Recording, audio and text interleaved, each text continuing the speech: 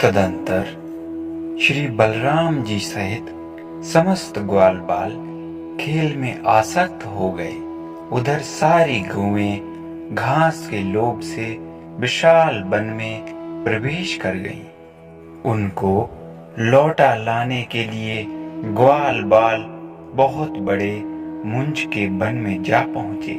वहां प्रलयाग्नि समान महान दावानल प्रकट हो गया।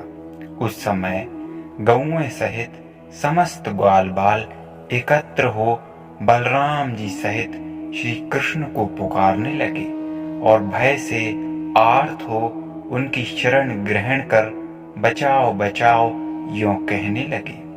अपने सखाओं के ऊपर अग्नि का महान भय देखकर योगेश्वर भगवान श्री कृष्ण ने कहा, डरो मत, अपनी आंखें बंद कर लो। नरेश्वर, जब गोपों ने ऐसा कर लिया तब देवताओं के देखते देखते भगवान गोविंद ने उस भय कारक अग्नि को पी लिया। इस प्रकार उस महान अग्नि को पीकर ग्वालों और गौओं को साथ ले श्री हरि यमुना के उस पार अशोक वन में जा पहुंचे।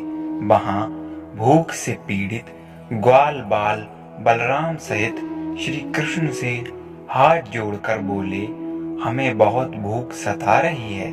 तब भगवान ने उनको अंगिरस यज्ञ में भेजा। वे उस श्रेष्ठ यज्ञ में जाकर नमस्कार कर कर निर्मल वचन से बोले। गोपों ने कहा, ब्राह्मणों, ग्वाल बालों और बलराम जी के साथ ब्रजराज नंदन श्री कृष्ण गौएं चराते हुए इधर आ निकले हैं। उन सबको बहुत भूख लगी है, अतः आप सखाओं सहित उन मदन मोहन श्री कृष्ण के खाने के लिए शीघ्र ही अन्न प्रदान करें।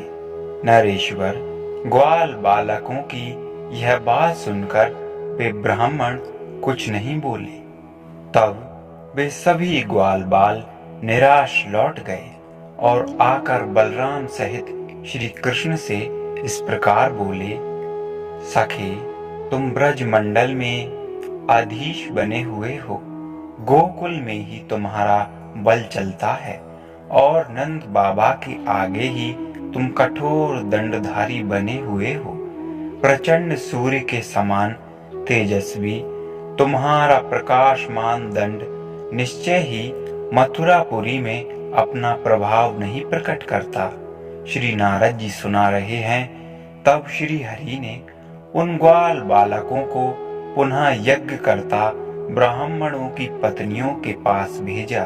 तब वे पुनः यज्ञशाला में गए और उन ब्राह्मण पत्नियों को नमस्कार करके श्री कृष्ण के भेजे हुए ग्वाल हाथ जोड़कर बोले। ग्वालों ने कहा, ब्राह्मणी देवियों, ग्वाल बालों और बलराम जी के साथ गाय चराते हुए श्री ब्रजराज नंदन कृष्ण इधर आ गए हैं। उन्हें भूख लगी है। सखाओं सहित उन मदन मोहन के लिए आप लोग शीघ्र ही अन्न प्रदान करें। राजन, श्री कृष्ण का शुभागमन सुनकर उन समस्त विप्र पत्नियों के मन में उनके दर्शन की लालसा जाग उठी। उन्होंने विभिन्न पत्रों में भोजन की सामग्री रख ली और तत्काल लोक लाज छोड़कर वे श्री कृष्ण के पास चली गईं। रमणीय अशोक वन में यमुना के मनोरम तट पर विप्र पत्नियों ने श्री हरि का अद्भुत रूप जैसा सुना था वैसा ही देखा। दर्शन पाकर वे सब परमानंद में उसी प्रकार निमग्न हो गईं जैसे योगी जन तुरीय ब्रह्मा का साक्षात्कार करके आनंदित हो उठते हैं। भगवान ने उन विप्र पत्नियों से इस प्रकार कहा, तुम लोग धन्य हो जो मेरे दर्शन के लिए यहाँ तक चली आईं। अब शीघ्र ही घर लौट जाओ। ब्राह्मण लोग तुम पर कोई संदेह नहीं करेंगे।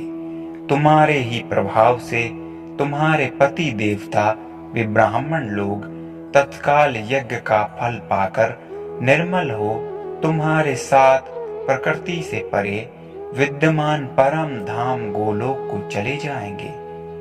तब श्री हरि को नमस्कार करके वे सब स्त्रियां यज्ञशाला में चली आईं। उन्हें देखकर सब ब्राह्मणों ने अपने आप को धिक्कारा।